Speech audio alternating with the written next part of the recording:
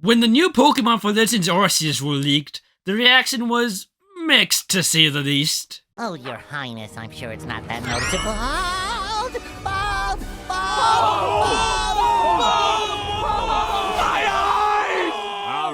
Alright. Since Pokemon Scarlet and Violet are coming out soon, I thought it would be a fun idea to fix some of the more controversial Pokemon from Legends Arceus. Boy, do I have my work cut out for me this time. But luckily, I'm not alone on this front. Joining me in this endeavor are my two good friends Gortiamas and my other friend, who we'll call L. So, let's see if we can fix some of these Pokemon, starting with...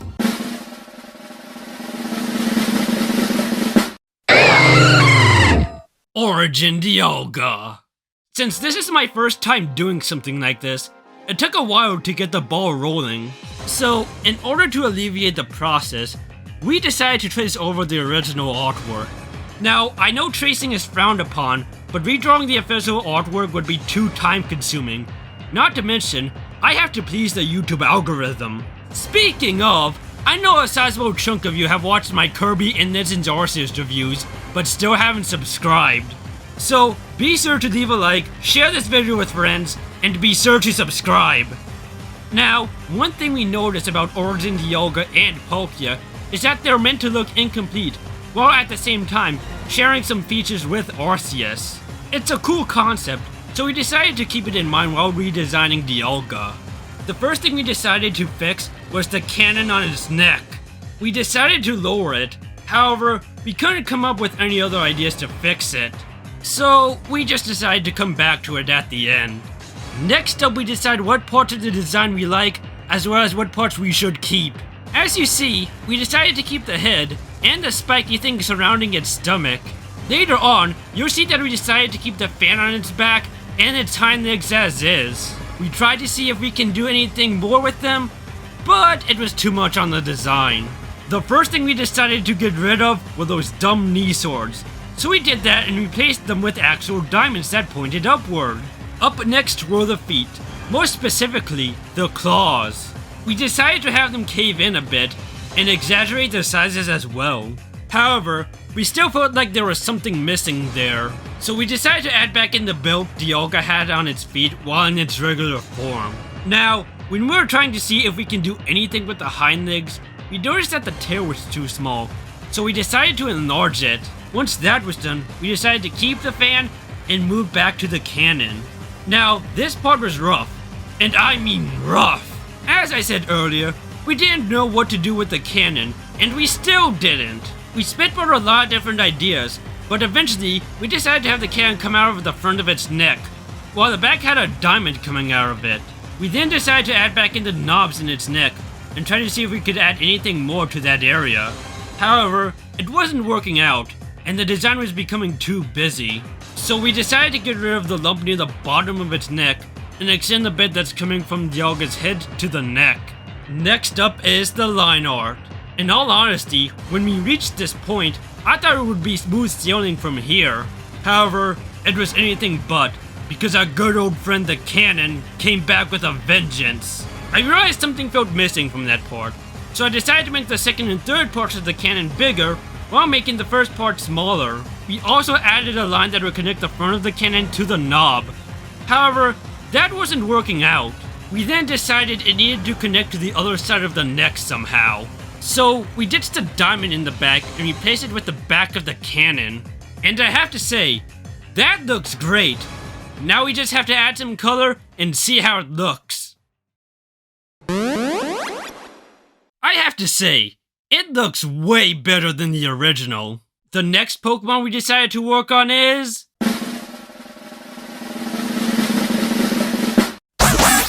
Sneasler. Now, when talking about Sneasler's design, there's no way you can't mention its counterpart Weavile. When looking at the two side by side, it's obvious which of the two is superior.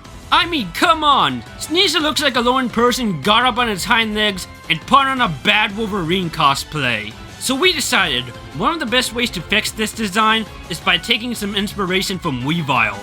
But before that, we decided to do the same thing as Dialga and choose what we liked about the design and what we didn't like. During this section, we decided Sneasler needed to serve the same function as in-game, meaning it still had to carry you Nezuko style up cliffs, so the claws had to stay. Not that it mattered since the claws were one of the things we liked from the original design. Once that process was done, we thought the best place to start was the chest area. We decided to get rid of the tufts in the shoulder area and replace them with a collar that's similar to the one Weavile has. However, we decided to keep the gem where it is because we thought it would be a nice touch. We then took another idea from Weavile and made its tail longer while adding extra ones. Around this time, we noticed that the middle portion of its body was a bit naked. So, we decided to exaggerate the poison type by adding a pattern similar to the one it has near its claws. However, Gortiamas noted that if we make it look too poisonous, no Pokemon will go near it, similarly to real life. So, we opted to go with the spike pattern from its feet. At one point, I thought about going back to the poison pattern, but Gortiamas and L decided that the spike pattern was better. Next up was the head. Now, one idea we had to fix the head was to add 3 sets of tufts. 1 on the top, and 2 somewhere around the side of its face. Where we wanted to put those was kind of difficult. I mean, at one point it was looking like a bad Sonic OC. Luckily, L suggested we get rid of the top tufts and just put the 2 sets of tufts around the cheeks. Once that was wrapped up, we then went on to decide to do something about the face pattern, because right now it looks like face paint. We decided to make it larger and extend the area down to its chest. After that, we then got rid of the 2 tufts on its elbows. But when we did that, we noticed that it looked a bit naked, so we decided to keep one of the tufts there. Now all that's left is to do the line art, color it in, and see how it goes. Man, that looks so cool. Also, while we're at it, I took the liberty of making Shiny Sneasler similar to Tanjiro. You're welcome, Game Freak! The next Pokemon on our list is...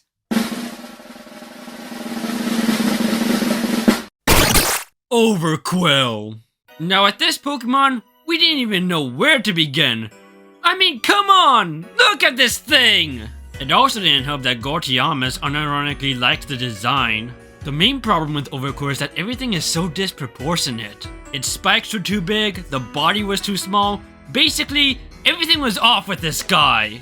While we were thinking of ideas on how to fix this thing, Gortiamas joked about making its face more fish-like, making its body smaller, basically anything to make this thing even more of a freak of nature. At first, and I thought he was joking about these ideas. But it soon dawned on us that he was being serious about these ideas. And I mean dead serious. But, crazily enough, we decided to lean in on the craziness and incorporate those ideas for this one. Now, let's be real here. Making this thing look the least bit intimidating is a gargantuan task. So, at this point, why not go all in on the goofiness? Just like Gortiamas suggested, we made the body smaller, but we also decided to make the spikes longer. We then thought about what we could do with the eyes, and we decided to make it cross-eyed. We then added the spikes to its eyebrows and gave it fish lips. However, we weren't satisfied with how the spikes looked in the original design, so we got rid of the middle spikes and decided to add them on the sides. Once that was done, we changed the line separating the upper and bottom half, and presto! Now, we did try to change the tail a bit. We wanted the tail to be attached to the main body via a chain to resemble naval mines. Sadly, we couldn't get it to work, so we decided to leave the tail as is. Now all that's left is to add the line art, color it in, and see how it looks. I have to say, that looks hilarious. In all honesty, out of all the Pokemon we redrew, I think Overqwil was the one where we had the most fun with. The next Pokemon we decided to work on is...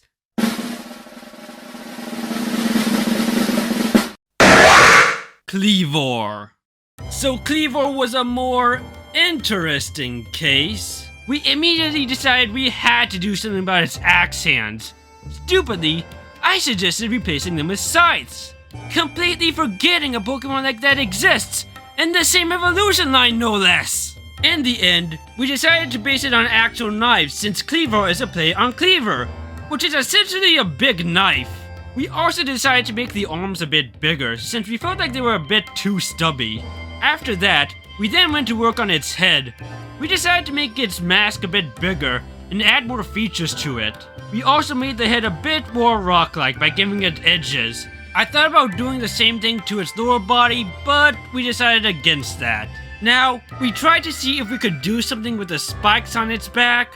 However, Elle noted that if we did something to them, it wouldn't show since we were showing this Pokemon from the front. Because of that, we didn't go crazy on them and decided to make them shorter and more crystal-like. We then went to work on the hands. However, we weren't satisfied with how they were coming out, so we took a breather to figure out what we could do to fix the hands.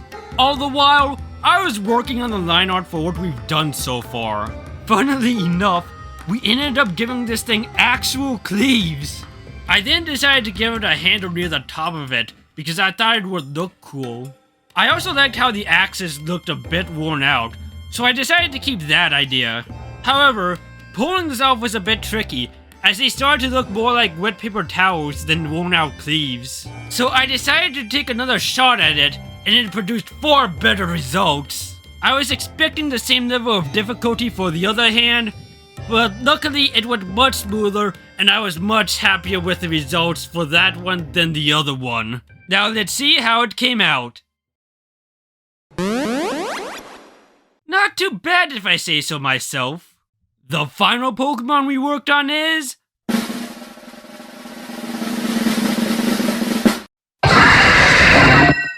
Palkia! Going into Origin Palkia, I thought this one was going to be a much bigger overhaul than Origin Dialga. But surprisingly, there were a lot of things we liked about the design. So, what was wrong with the design? Why did so many people not like it? Well, it's simple. It didn't have any arms! We are so used to the original Palkia design that seeing it without any arms just felt wrong. It certainly didn't help that the Origin form has shoulders and no arms. So we touched up the ring a bit by making it more like Arceus' ring, and then went on to add the hands. Now, we still wanted to make the form look incomplete, so we decided to make the arms a bit stubby.